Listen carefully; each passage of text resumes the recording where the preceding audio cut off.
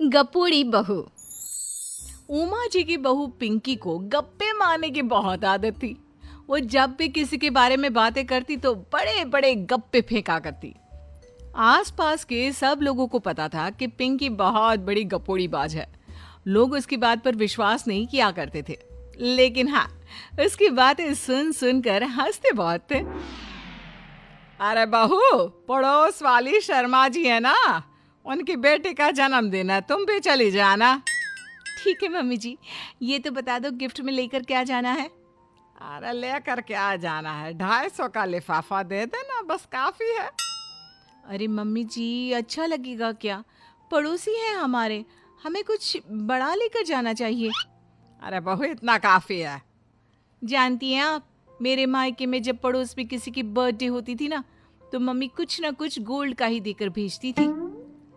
पड़ोसी के बर्थडे में सोना? कैसी बातें करती हो। और नहीं तो क्या, आपकी तरह थोड़ी ना लिफाफा पकड़ा दिया। पिंकी शर्मा जी की बेटी के जन्मदिन में चली जाती है। अरे आज तो बड़ी सुंदर लग रही हो साड़ी में। जी मैं तो लहंगा पहनकर आने वाली थी, मम्मी जी नहीं मानी। अरे बेटा, बर्थडे पार्टी में तो साड़ी चल जाती है, मेरा मतलब कोई शादी थोड़ी ना है। कैसी बात कर रही हैं आप आंटी जी?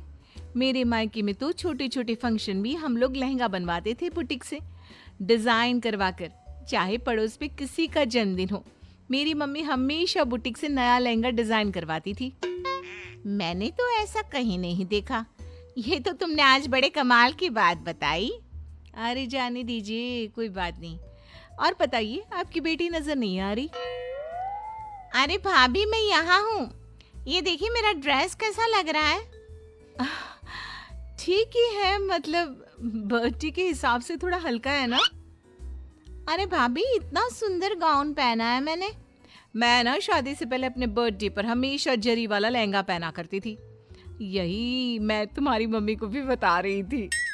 इसके बाद केक काटने का प्रोग्राम शुरू होता है। सब लोग इकट्ठे हो जाते हैं। शर्मा जी की बेटी का केक देखकर पिंकी से रहा नहीं जाता। उसके अंदर का गपोड़ी बाज बाहर निकल कर आ जाता है। अरे इतना छोटा सा केक! अरे बेटा, मेहमानों के हिसाब से ही है, जितने लोग इतना बड़ा केक। आंटी जी, कम से कम 4 या 5 मंजिल वाला केक तो बनाना चाहिए था। आपकी बेटी का बर्थडे रोज रोज थोड़ी ना आता है। मेरे बर्थडे पर हमेशा पापा 4 केक बनवाते थे, सारे केक 4-4 मंजिल के होते थे। वहां पर सारे लोग उमा जी के मोहल्ले के ही थे और वो पिंकी के गप्पे मारने की आदत से अच्छी तरह वाकिफ थे, इसलिए सब लोग उसकी बात सुनकर हंसने लगे, लेकिन किसी ने पिंकी से कुछ नहीं कहा। एक दिन सुबह सुबह पिंकी ने अपनी सास से कहा, मम्मी जी, मेरे मम्मी पापा मुझसे मिलने के लिए यहाँ आ रहे हैं। अरे वाह, ये तो बहुत अच्छी बात है। उनके आने की तैयारी करो, अच्छा अच्छा खाना बनाओ। वैसे कब तक आएंगे? मम्मी जी फ्लाइट से आ रहे हैं, कल शाम को 4 बजे की फ्लाइट है। फ्लाइट? लेकिन बेटा, तेरा मायका तो यहाँ से 2 घंटे की दूरी पर है। तेरे मम्मी पापा फ्लाइट से कब से आने लगे? अरे मम्मी जी, आपको पता नहीं है, मेरे मम्मी पापा ना आधे घंटे की दूरी के लिए भी फ्लाइट का टिकट बुक करवाती है।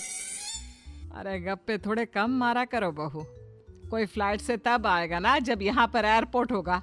तुम्हारी मम्मी क्या उड़कर आएगी घर में? अरे हाँ मम्मी जी, मैं तो भूल ही गई थी।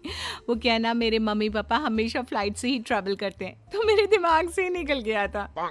अगले दिन पिंकी के मम्मी और पापा पिंकी से मिलने के लिए उसके घर आते हैं। आइए आइए जी, आपका बहुत बहुत स्वागत है।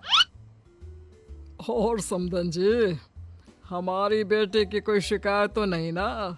ठीक से संभाल लिया है ना आपका घर? अरे मेरी बहू बहुत समझदार है, घर का काम बहुत अच्छे तरीके से करती है।